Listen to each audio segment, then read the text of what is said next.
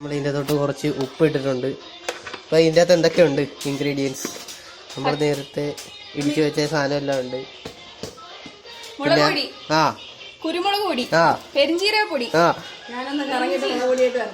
ഇഞ്ചി, വെളുത്തുള്ളി, പച്ചക്കുരുമുളക്, ഉപ്പ്,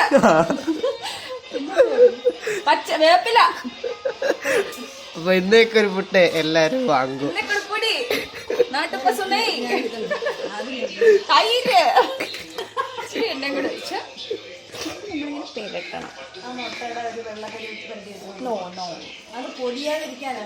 പൊടിയാതെ വറുത്തത്. ഈ കരിമീനിൽ നിന്ന് പൊടിയാതെ വറുക്കുമെന്നാണ് നമ്മുടെ ചേട്ടത്തിയുടെ പറഞ്ഞിരിക്കുന്നത്. നമുക്ക് നോക്കാം. അത് നന്നായിട്ട് മിക്സ് ചെയ്യുന്നു. നിങ്ങൾ പേര് നാളൊന്നും വെളിപ്പെടുത്തുന്നില്ല, ആരും ചെയ്യുന്നത് സൗണ്ട് കേട്ട് മനസ്സിലാക്കുക.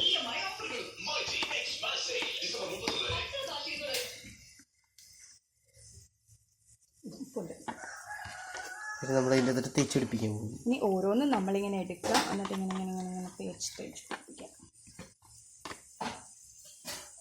മുളക് പൊടി ഇല്ലാത്ത അരപ്പ് തികയുമെന്ന് എനിക്കൊരു സംശയമുണ്ട്. മേടിച്ചോണ്ട് വരും.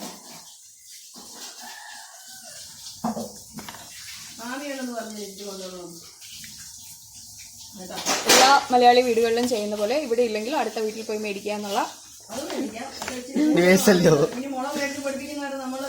അതെ, അതുവരെ നമുക്കിവിടെ കറി കഴിക്കാൻ പറ്റുമോ? ഗൈസ്, ഇതിന് ആരൊക്കെ കുറവാണ് guys.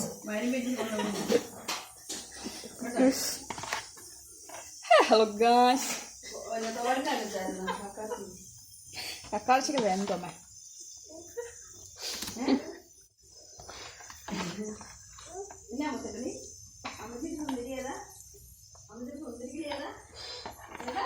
Ignore the background sounds.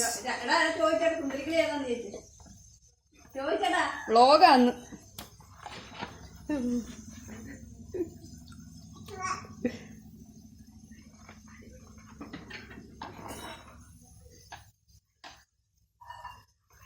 Guys, ഞാൻ നേരത്തെ പറഞ്ഞതുപോലെ മുളക് പൊടിയുടെ ഇച്ചിരി ഷോർട്ട് ഉള്ളതുകൊണ്ടാണ്.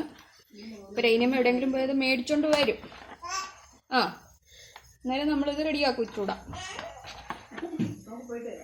ഇതിപ്പോൾ ഇങ്ങനെ അരപ്പ് പിടിക്കാനായിട്ട് നമ്മൾ വെക്കും.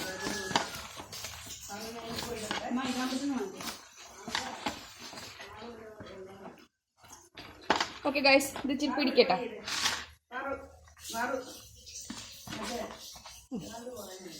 ക്ലോസ് ചെയ്യടാ മുണ്ട.